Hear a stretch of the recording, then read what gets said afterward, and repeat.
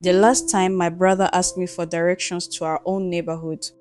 I smiled before I realized he wasn't joking.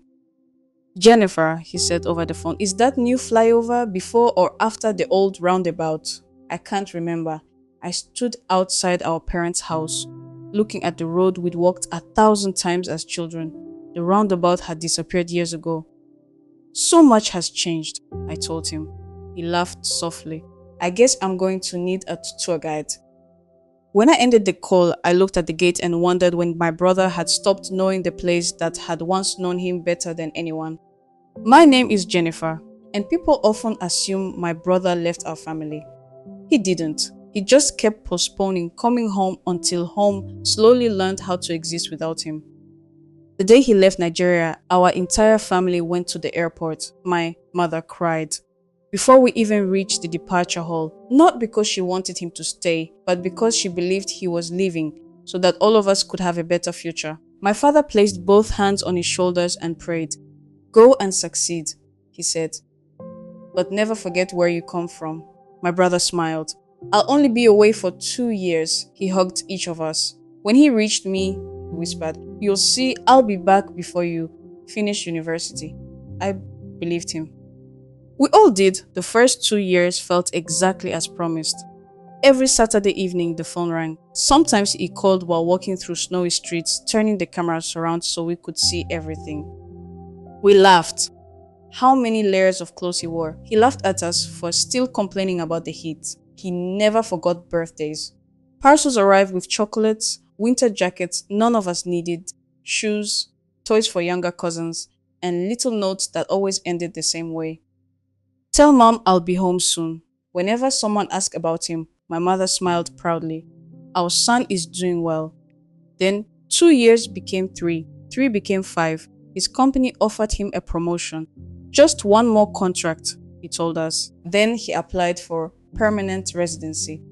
It would be foolish not to, he explained. We agreed it made sense. After that came marriage. We watched the wedding through a laptop balanced on our dining table because none of us could afford the trip. My mother wore her best dress anyway.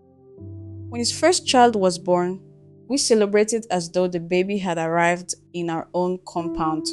We passed the phone from person to person. She has your forehead, my father joked. My brother laughed. No, she has her mother's. The calls continued, just less often. Weekends became once every 2 weeks, then once a month. Sometimes we struggled to find a time that worked. When we were finishing dinner, he was driving to work. When he finally had free time, we were already asleep. Every conversation began with apologies. Sorry, work has been crazy. Sorry, the children have activities. Sorry, I meant to call earlier. No one complained. Life was happening for all of us too, only it wasn't happening together anymore. Whenever he visited, everyone treated it like Christmas. The house filled with relatives. Goats were slaughtered. Neighbors came to greet him. Children followed him around because he always arrived with gifts. But after each visit, the gap before the next one grew longer. 3 years, then 5, then none at all. His children grew up speaking with accents that sounded strange to our ears. They knew Nigeria through photographs on the living room wall.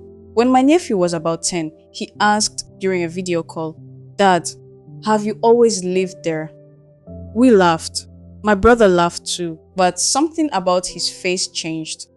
He realized his own son couldn't imagine him as a young man running through dusty streets, climbing mango trees, or playing football until sunset. That version of him existed only in our memories. At family gatherings, we noticed something else. We spent more time talking about my brother than talking to him. Remember when he climbed onto the roof to rescue that football? Remember how he used to dance at Christmas? Everyone remembered. Except the children. To them, he was simply uncle who lived abroad. The turning point came when my mother became seriously ill. The doctor admitted her to the hospital and I called almost anyone else. He answered immediately.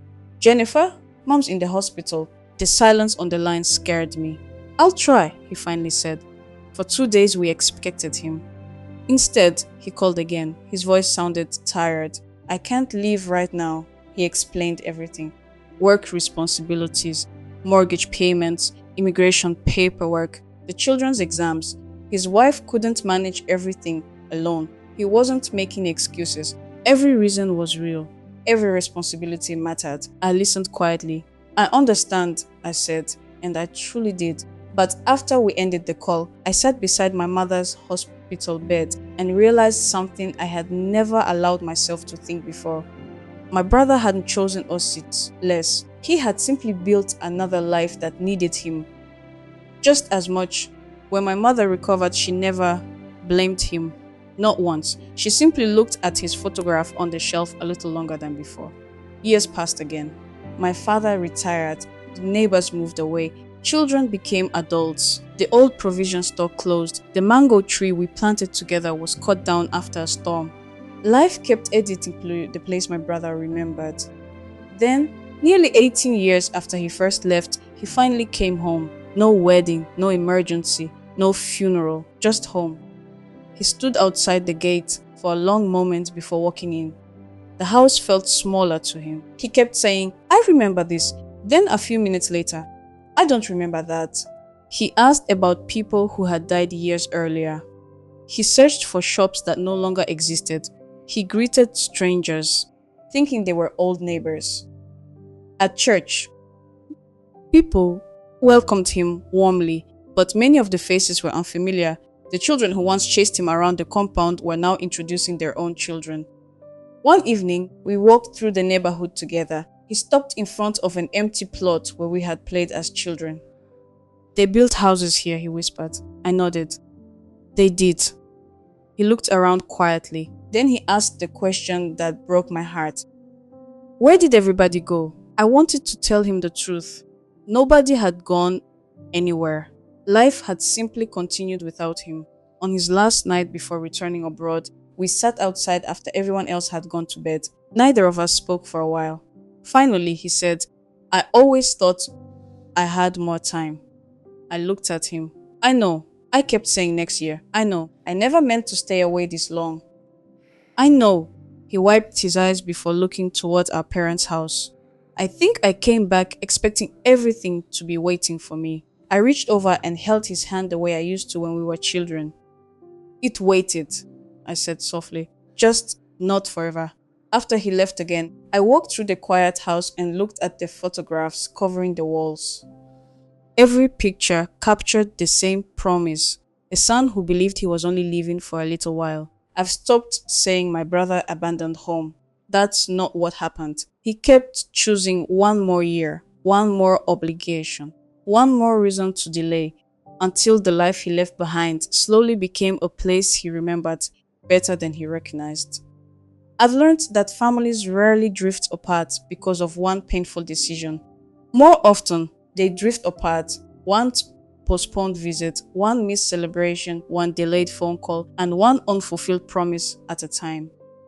And sometimes the hardest journey isn't leaving home. It's finding your way back before home has quietly learned to live without you.